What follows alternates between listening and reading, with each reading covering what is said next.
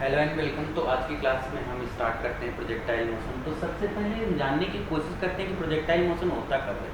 तो projectile motion होता कब है, अगर दुनिया में कभी भी एक्सीलरेशन कांस्टेंट मिले तो दो ही काइंड ऑफ मोशन पॉसिबल है। एक तो बॉडी या तो मूव स्ट्रेट लाइन पे मूव करेगी, या तो बॉडी पैराबोलिक पाथ में मूव करेगी। बॉडी कैसे मूव करेगी? स्ट्रेट लाइन फॉलो करेगी, स्ट्रेट लाइन, या तो फॉलो करेगी पैराबोलिक, या तो फॉलो करेगी पैराबोलिक। तो स्ट्रेट लाइन का फॉलो करती है अगर स्पीड जीरो है, इनिशियल स्पीड, और जो इस वेलोसिटी का डायरेक्शन है वो along the line of acceleration होना चाहिए।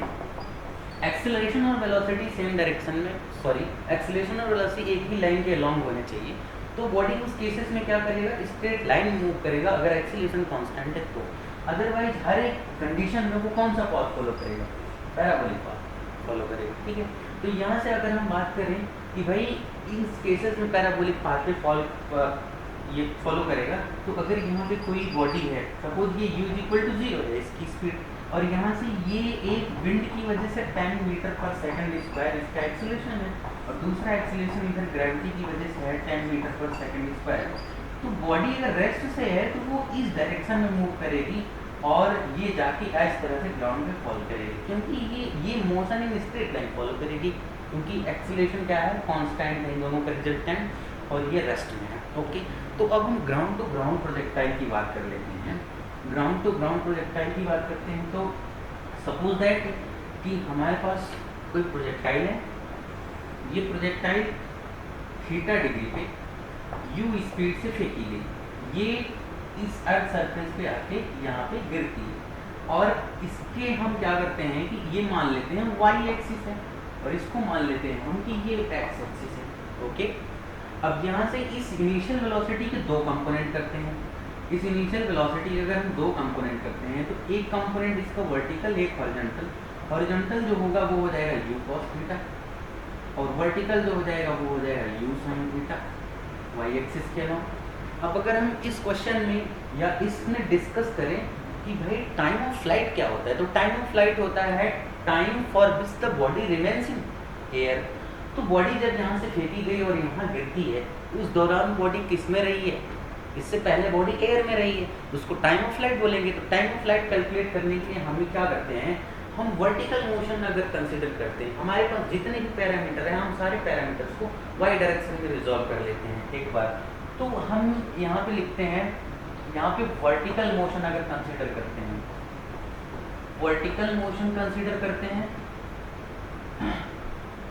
और वर्टिकल मोशन में एक बात ध्यान देने वाली है कि हम वर्टिकल मोशन में एक्सेलरेशन, ध्यान दीजिएगा, ग्रेविटी हमेशा डाउनवर्ड लगती है, तो इसका हॉरिजॉन्टल कंपोनेंट जो होगा वो 0 होगा। भाई ये 90 डिग्री पे इसका कोई कंपोनेंट होगा ही नहीं। ठीक है, हम सेकंड इक्वेशन ऑफ मोशन अगर यूज करें, और एक बात और ध्यान से देखिएगा इससे पहले कि भाई देखो जो हमारा फाइनल वेलोसिटी होता है at any instant, v is equal to u plus g t होता है, v is equal to u plus g t होता है। तो अगर हम y डायरेक्शन की बात करें, vy is equal to u y plus g y into t. अब ध्यान से देखिएगा y डायरेक्शन में किस तरह से वेलोसिटी चेंज होती है, तो ये देखिएगा ध्यान से, v y at any instant, u y तो हमेशा वाई आपको पता है u sine theta, u sine theta. और एक चीज़ यहाँ पे हम मान लेते हैं कि अपवर्ड डायरेक्शन पॉजिटिव और डाउनवर्ड डायरेक्शन नेगेटिव, हम हमेशा ये अजम्पशन लेके चलते हैं। ठीक है, तो v यहाँ से माइनस, और जी वाई हमेशा डाउनवर्ड होएगा g के बराबर, यहाँ से माइनस जी लिख लेते हैं, और ये t। तो हमेशा देखिए आप ध्यान से, हमारा ये वेलोसिटी है वो हमेशा g की वजह से कम हो रहा है, जबकि अगर हम इसी मोशन को x डायरेक्शन में कंसीडर करें तो vx is equal to ux plus gx into t. vx हम देखते हैं क्या होता है, vx at any instant after some time क्या हो रहा है, ux u cos थीटा है, यहाँ से आप देख रहे हैं, तो ये u cos थीटा है प्लस gx। आप ध्यान से देखिए gx हमेशा क्या होता है, 0 होता है, तो यहाँ से 0 हो जाएगा इंटू टी। आपको ये पता चल गया कि जो horizontal component of initial velocity है वो through out the projectile motion कभी भी चेंज होने वाली नहीं है, वो क्या रहती है, कांस्टेंट रहती है। किसी भी टाइम पे निकाल लो, यहाँ निकाल लो, यहाँ निकालो, यहाँ पे निकालो, यहाँ कैलकुलेट करो, कहीं भी निकाल लो आप, u vx हमेशा वही आएगा। मतलब और horizontal component through out the motion remains constant. Okay, तो अब हम टाइम ऑफ फ्लाइट की बात करते हैं। अब टाइम ऑफ फ्लाइट की बात करते हैं थोड़ा सा। देखो, टाइम ऑफ फ्लाइट निकालने के लिए हम वर्टिकल डायरेक्शन में यूज करके हम टाइम ऑफ फ्लाइट निकालना जानते हैं। कैसे? हमें पता है कि अगर हम s is equal to u t plus half के टी स्क्वायर फार्मूला हम यूज करें इसका, ये मोशन अंडर ग्रेविटी है तो यहाँ जी लिख देते हैं। अब हम वर्टिकल मोशन अगर कंसिडर करें, वर्टिकल मोशन अगर कंसिडर करते हैं तो यहाँ ध्यान से देखिए, s y is equal to u y into t plus 1/2 into g y into t का स्क्वायर। एस वाई आपको पता है, जब बॉडी यहाँ से फेंकी गई और यहाँ गिरी तो net displacement along the y direction आपको जीरो मिलेगी। तो यहाँ से पता चल गया कि ये जीरो हो गया। ओके, फिर यहाँ से यू वाई की बात करें तो यू वाई आपको दिख रहा है कि यू साइन थीटा है, और हमने मानना है कि हमेशा अपवर्ड डायरेक्शन में जितने पैरामीटर उनको हम पॉजिटिव लेके चलेंगे। तो यहाँ से हम मान सकते हैं कि ये you sine theta into T हो जाएगा। Very good. और ये टी क्या है? T is the total time for which the body remains in air during projectile motion, जिसको हम टाइम ऑफ फ्लाइट बोलते हैं। यही हमको कैलकुलेट करना है। ओके, प्लस 1/2 और जी वाई आपको पता है, जी तो हमेशा डाउनवर्ड होता है डाउनवर्ड होता है, तो इसको तो हम नेगेटिव लेके चलेंगे। यहाँ से हम माइनस जी इंटू टी का स्क्वायर। अब यहाँ से देखो सॉल्व करते हैं तो टी कॉमन करेंगे तो t is equal to 1 to 0 है। दूसरा जो इक्वेशन मिलेगा, यहाँ से हमको पता चल रहा है कि u sine theta is equal to, यहाँ से मिल गया 1/2g इंटू टी। यहाँ से क्या पता चल गया कि भाई t इज इक्वल टू जो आएगा 2u साइन थीटा बाई जी। एक बात तो बखूबी हम जान सकते हैं कि भाई t इज इक्वल टू 0 का कोई सेंस नहीं बनता। क्यों? क्योंकि बॉडी जहाँ से फेंकी गई वहीं रह गई, तो प्रोजेक्टाइल मोशन कहाँ करी। तो इस तरह से हम कहते हैं कि इतना टाइम लेती है बॉडी यहाँ से जब फेंकी गई और यहाँ तक गिर गई। ओके, यहाँ गिरी, यहाँ से फेंकी गई, यहाँ गिर गई। कितना टाइम लिया इस दौरान? इतना टाइम लिया, जिसको हम बोलते हैं टाइम ऑफ फ्लाइट। ओके, अच्छा, अब बात करते हैं, यहाँ पे आप एक चीज और देख सकते हैं कि जो u साइन थीटा है ये बेसिकली है कौन? y component. तो इसको ऐसे भी लिखा जा सकता है t is equal to 2u y by g. Okay, ठीक है। तो इस तरह से हमें टाइम ऑफ फ्लाइट मिल गया। अब हम टाइम ऑफ फ्लाइट अगर ऑब्टेन कर चुके हैं तो एक बार डिस्कस करते हैं थोड़ा सा कि भाई हमें मैक्सिमम हाइट कैसे मिलेगी। ठीक है, तो हम मैक्सिमम हाइट के बारे में डिस्कस करते हैं। मैक्सिमम हाइट के बारे में डिस्कस करेंगे। तो मैक्सिमम हाइट ऑब्टेन करने के लिए सबसे पहले देखिए, अगर हम मान लेते हैं ये हमारा टॉप मोस्ट पॉइंट है, ये ट्रेजेक्ट्री का टॉप मोस्ट पॉइंट है। टॉप मोस्ट पॉइंट के लिए ये हम क्या बोलते हैं, ये हमारा एच मैक्स है, और ये हमारा अगर एच मैक्स है तो ध्यान से देखिएगा, ये पार्टिकल y कंपोनेंट वेलोसिटी का जो होता है वो हमेशा चेंज होता है। अभी मैंने आपको बताया था।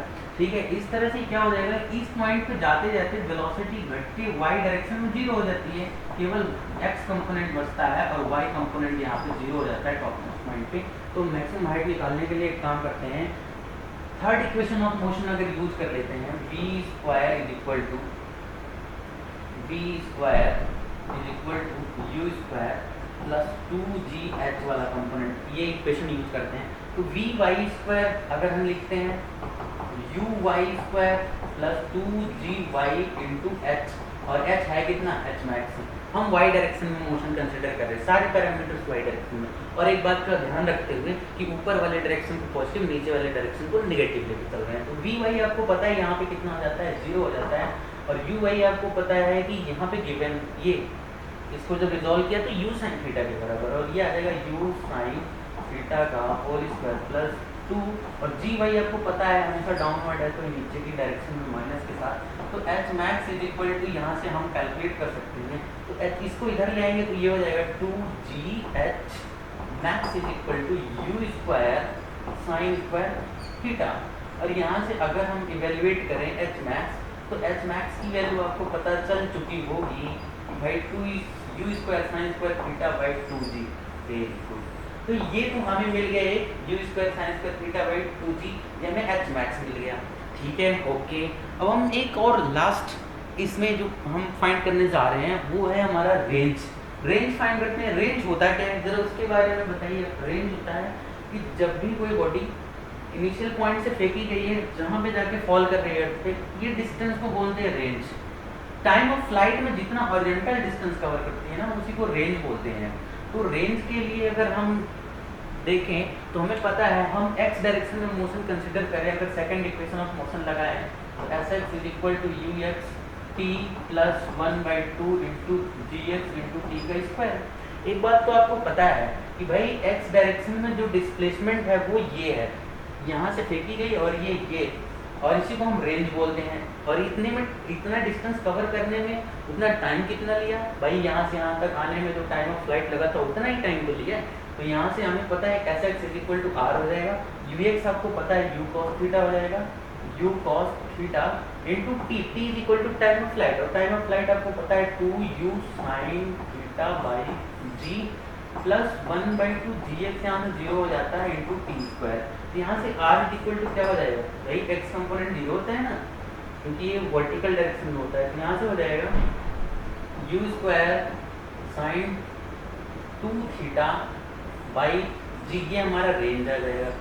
हमारा रेंज आ गया। तो हम देखते हैं कि हमारा रेंज मैक्सिमम कब होगा। For maximum range, for range to be maximum, for range to be maximum, हम देखते हैं कि अगर हमारे ये मैक्स करना है तो राइट हैंड साइड में मैक्स होना चाहिए। तो राइट हैंड साइड में ये मैक्स कर देंगे तो इसकी वैल्यू 1 हो जाएगी। तो यहाँ से हमें ये पता है ये u स्क्वायर बाई जी, और जब इसकी वैल्यू 1 हो जाएगी तो वो कौन सा एंगल है जिस पे मैक्सिमम होगा, तो साइन 2 थीटा इक्वल टू 1, मतलब sine 2 theta equal to sine of 90। Theta equal to यहाँ से 2 थीटा इक्वल टू 90 मिला, means theta equal to 45 degree. 45 degree का रेंज मैक्सिमम मिलेगा। ठीक है, ओके, तो we will discuss in the next video. Thank you.